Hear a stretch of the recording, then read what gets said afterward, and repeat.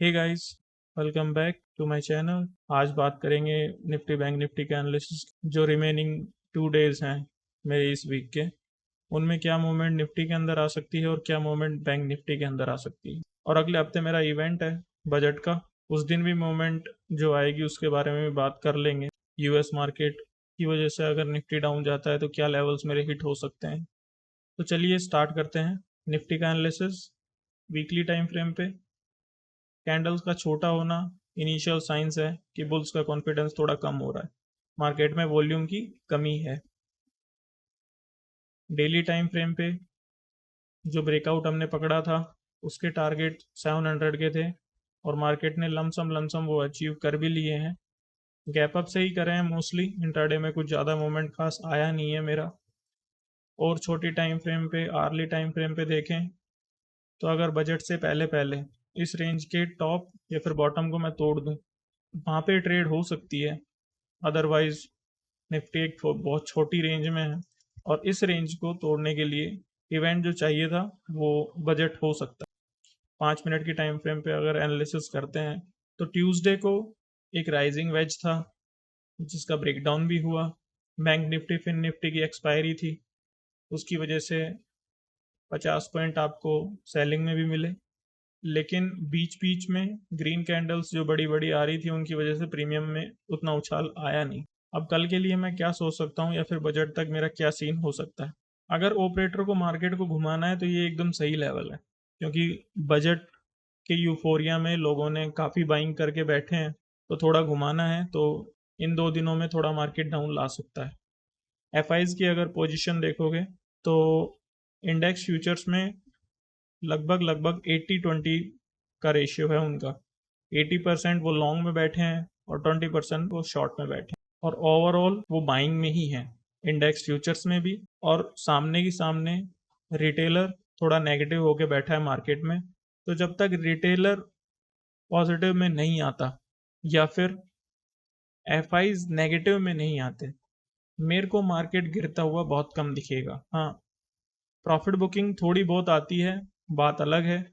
लेकिन अगर आप किसी फॉल का वेट कर रहे हो पैसे डालने के लिए, इन्वेस्ट करने के लिए, तो वो अभी के लिए नहीं आता हुआ लगा।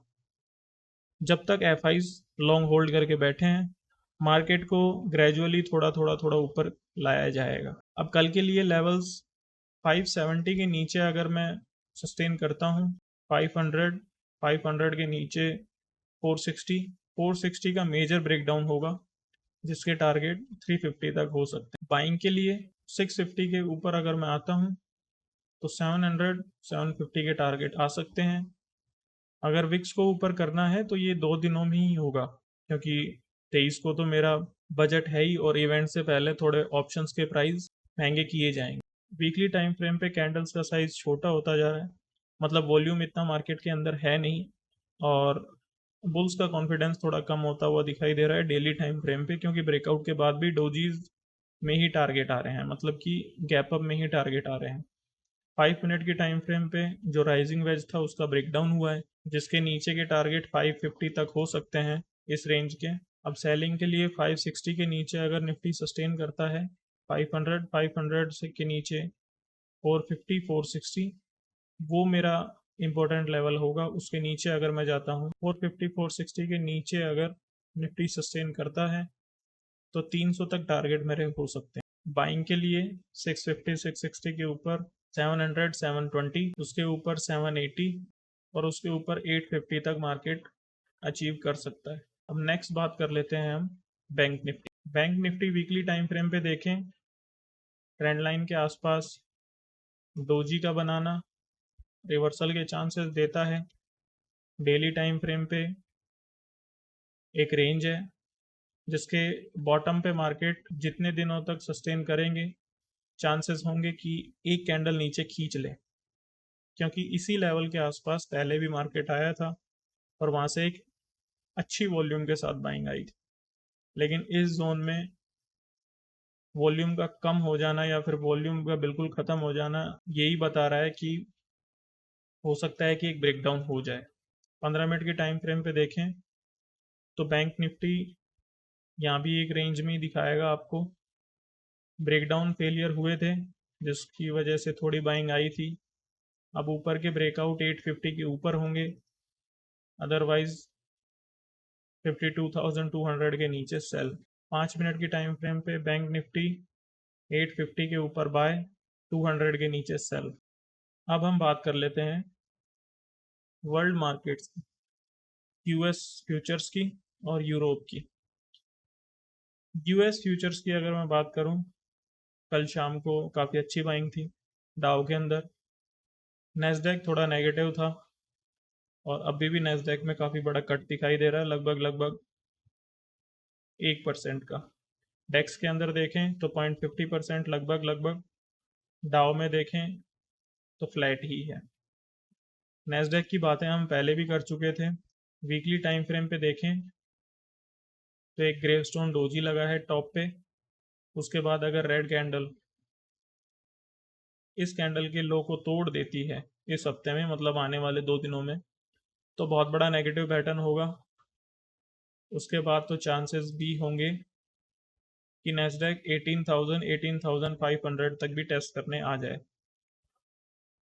डेली टाइम फ्रेम पे देखें तो एक रेंज है, अगर इस रेंज के नीचे नेस्डैक आता है तो डेली टाइम फ्रेम पे भी नेगेटिव हो जाओगे आप। आर्ली टाइम फ्रेम पे की अगर हम बात करें तो एक पोलन फ्लैग था, सेलिंग 50 से 60% का रिट्रेसमेंट और उसके बाद फिर सेलिंग। तो आर्ली टाइम फ्रेम पे नेगेटिव हो चुके हो, वीकली टाइम फ्रेम पे नेस्डैक नेगेटिव है, बस डेली टाइम फ्रेम पे एक ब्रेकडाउन चाहिए। तीनों कंडीशंस सेलिंग की ही हैं। बात करें डाउ की तो कल डाउ में काफ़ी अच्छा ब्रेकआउट आया था रेंज का, जिसके टारगेट भी बड़े हैं। अगर आप टॉप से बॉटम तक देखो और ब्रेकआउट पे इस ट्रेंड लाइन को लगाओ तो टारगेट 43,000 तक बन के आ रहे हैं, मतलब यहाँ से भी लगभग 2,000 पॉइंट।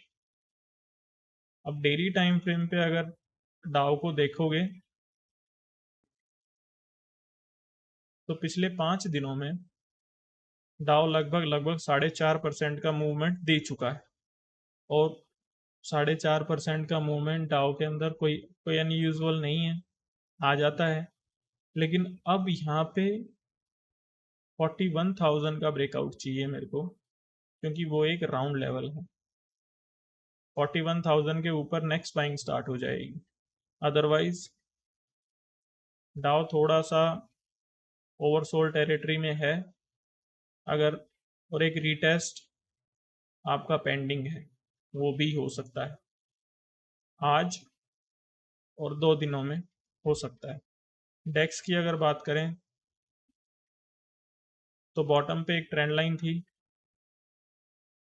जिसे हम नेकलाइन बोलते हैं, एक अर्ली एचएनएस था,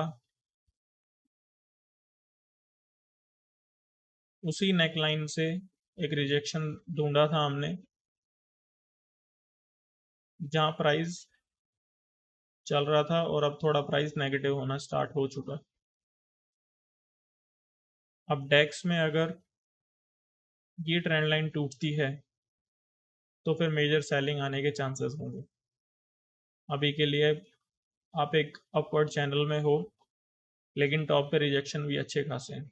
निफ्टी थोड़ा नेगेटिव लग रहा है, बैंक निफ्टी भी जो बाइंग आपकी आनी चाहिए वो आ नहीं पा रही। और यूएस फ्यूचर्स, नेस्डैक में थोड़ी सेलिंग दिखती है, डाउ भी और बहुत टेरिटरी में है, तो एक प्रॉफिट बुकिंग मस्ट है। डेक्स भी थोड़ा नीचे जा सकता है। ठीक है guys, okay, thank you. Like, share, subscribe.